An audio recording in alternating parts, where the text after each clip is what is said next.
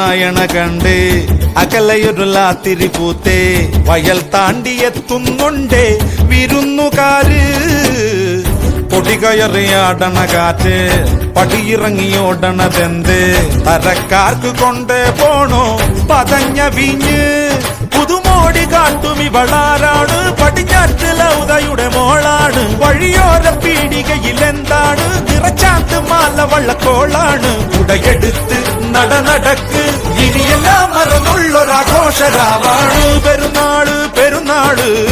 പൂമാലപ്പള്ളിയിൽ പെരുന്നാള് വരവേൽക്കാൻ ചേരുന്നുണ്ടേ സർവമതക്കാര്